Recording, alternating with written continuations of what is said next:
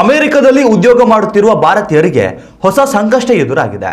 H1B visa ವಿತರಣೆಯನ್ನ ಮುಂದಿನ ವರ್ಷ ಸ್ಥಗಿತಗೊಳಿಸುವ ಮಸೂದೆಯನ್ನ Republican ಪಕ್ಷವು ಅಮೆರಿಕ ಸಂಸತ್ತಿನಲ್ಲಿ ಮಂಡಿಸಿದೆ. ವಿದೇಶಿಗರೇ ಅಮೆರಿಕದಲ್ಲಿ ಉದ್ಯೋಗ ಮಾಡಿದರೆ ಸ್ಥಳೀಯರು ಉದ್ಯೋಗಾವಕಾಶದಿಂದ ವಂಚಿತರಾಗುತ್ತಾರೆ ಎಂಬ ಕಾರಣ ನೀಡಿ ಈ ಮಸೂದೆ ಮಂಡಿಸಲಾಗಿದೆ. ಸಂಸದ ಎಲಿಕ್ರೇನ್ ಅವರು H1B ವೀಸಾ ದುರುಪಯೋಗ ಕಾಯ್ದೆ 2026 ಅಮೆರಿಕ ಸಂಸತ್ತಿನಲ್ಲಿ ಮಂಡಿಸಿದ್ದಾರೆ. ಈ ಮಸೂದೆಗೆ ರಿಪಬ್ಲಿಕನ್ ಪಕ್ಷದ 7 ಸಂಸದರು ಬೆಂಬಲ ಸೂಚಿಸಿದ್ದಾರೆ ಎನ್ನಲಾಗಿದೆ. ನಮ್ಮ ಸರ್ಕಾರವು ನಮ್ಮ ದೇಶದ ಜನತೆಯ ಪರವಾಗಿ ಇರಬೇಕು.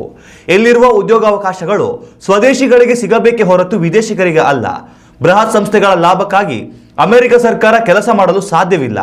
ನಾವು ನಮ್ಮದೇ ದೇಶದ ನಾಗರಿಕರ ಪರವಾಗಿ ಕೆಲಸ ಮಾಡುತ್ತೇವೆ ಎಂದು ಹೇಳಿದ್ದಾರೆ. H1B ವೀಸಾಗಳನ್ನ ಅಮೆರಿಕದ ಬೃಹತ್ ಸಂಸ್ಥೆಗಳು ವಿದೇಶಿಗರಿಗೆ ಉದ್ಯೋಗಾವಕಾಶಗಳನ್ನು ನೀಡಲು ಬಳಸಿಕೊಳ್ಳುತ್ತದೆ.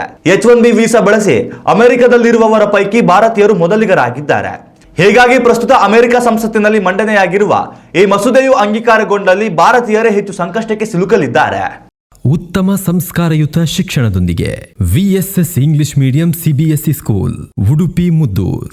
ನರ್ಸರಿಯಿಂದ 10ನೇ ತರಗತಿವರೆಗೆ ಶಿಕ್ಷಣದ ಜೊತೆಗೆ 5ರಿಂದ 10ನೇ ತರಗತಿವರೆಗಿನ ವಿದ್ಯಾರ್ಥಿನಿಯರಿಗೆ ಉತ್ತಮ ಹಾಸ್ಟೆಲ್ ಸೌಲಭ್ಯವೂ ಇದೆ.